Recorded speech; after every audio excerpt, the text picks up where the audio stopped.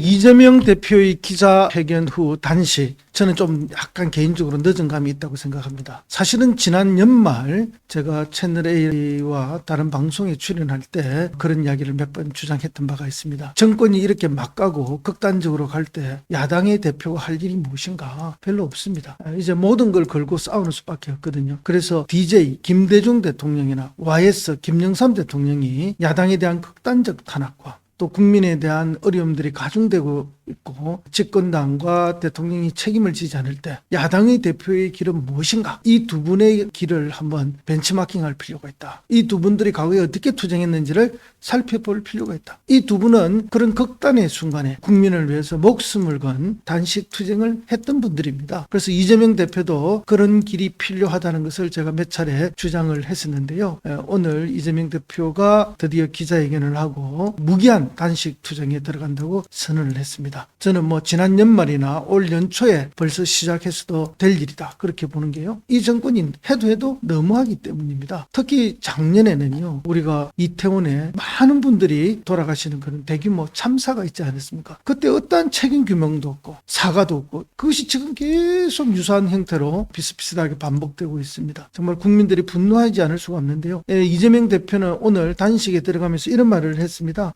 이런 퇴행적 정권의 출범을 막지 못한 것, 그리고 무능과 폭주하는 이 정권을 막지 못하고 있는 것, 이것은 전적으로 당대표인 본인의 책임이다. 자기가 책임을 지고 이렇게 단식 투쟁을 하겠다, 이런 말씀을 하시면서 무기한 단식 투쟁에 들어가고, 제가 볼 때 세 가지 요구 조건을 내세운 것 같아요. 세 가지 요구 조건은 민생 파괴, 민주주의 훼손에 대한 대국민 사과를 하라 하는 요구가 하나 있었고, 그 다음에 일본의 핵 오염수 방류에 대해서 반대 입장을 분명히 하고 또 천명해주고 국제해양재판소에 제소하라 하는 두 번째 요구가 있었고요. 그 다음에 세 번째로는 전면적 국정 쇄신과 그 다음에 개각을 단행하라 하는 이 3대 요구 조건을 내걸었습니다. 그러면서 이 정부의 실정과 무능과 그리고 독단에 대해서 조목조목 비판을 했는데요. 그것도 보면 첫째, 후쿠시마 핵 오염수 방류에 대해서 이 정부가 보여주고 있는 친일적인 행보, 그리고 일본에 동조하거나 찬성하거나 오히려 일본을 우리 예산들에서 홍보까지 하면서 방조하고 있는 이런 거에 대한 강한 질타가 있었고요. 그래서 우리 국민의 이익을 배반했다 하는 주장을 하고 있고, 그 다음에 홍범도 장군에 대한 말씀도 했었어요. 정말 우리 독립운동사에 또 그중에서도 무장투쟁에 대한 찬란한 그런 역사의 자랑거리죠. 그것을 지금 공산주의로 매도하면서 깎아내리고 있는 거 아닙니까? 이거는 이 정권이 친일 정권이라는 것을 역으로 증명하는 것이고, 이 정권을 둘러싸고 있는 많은 친일파들 그리고 토착 왜구들이 자신들의 부끄러운 과거를 감추기 위해서 오히려 홍범도 장군을 공격하고 있는 거 아니겠습니까? 이 점에 대해서 또 지적을 했고요. 그 다음에 최수건 상병의 억울한 죽음입니다. 한 젊은이가 억울하게 죽어간 그것에 대해서 진실을 밝히고 책임져야 될 사람을 책임지게 해야 되는데 오히려 대통령실과 대통령이 나서서 은폐하고 축소하려고 하는 이 문제에 대해서 우리 청년들이 분노하고 국민들이 분노하고 있는 것에 대해서 지적하고 또 있습니다. 그 다음에 양평 서울간 고속도로입니다. 고속도로의 종착 지점이 완전히 변경이 돼버렸죠. 변경이 됐는데 알고 보니 변경하는 과정이 전부 엉터리고, 변경한 종착점은 이건희 여사, 윤석열 대통령 부부의 땅이 있는 그런 친인척들의 땅이 있는 지역으로 변경이 됐다는 거죠.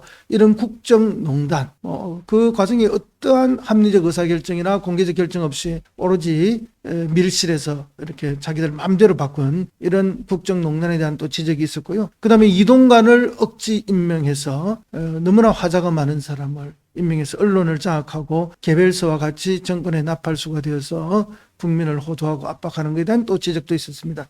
그리고 자신에 대해서 2년이 넘게 검찰 수사를 하고 400번이 넘는 압수수색을 하면서 자기를 정치적으로 탄압하고 있는 부분에 대해서 검찰이 그야말로 스토커가 아닌가 하는 이런 지적들을 했습니다. 이런 지적들을 하면서 무너지는 민주주의를 다시 세우겠다, 사직생의 각오로 민주주의 파괴를 막겠다라고 선언하면서 무기한 단식 투쟁에 돌입했습니다. 정권이 이렇게 막가고 국민을 억압하고 국민을 괴담하는 사람으로 몰아붙이고 이런 상황이 왔을 때 야당의 대표가 할 수 있는 일은 마지막 선택은 결국은 이런 투쟁밖에 없다는 것을 다시 한번 국민들에게 보여주는 그런 모습이라고 저는 말씀드리면서, 제가 생각할 때는 조금 늦은 감이 있습니다. 그러나 우리 또 당원 동지들은 이 어렵고 힘든 무기한 단식 투쟁이기 때문에 쉽게 결정하기 어려웠을 거라고 또 생각하실 겁니다. 정말 어렵고 힘든 결정을 내리시고 되셨고 이 투쟁이 성공할 수 있도록 우리 모두 지켜보고 힘을 모으고 격려하는 그런 자세가 필요할 것이라고 봅니다.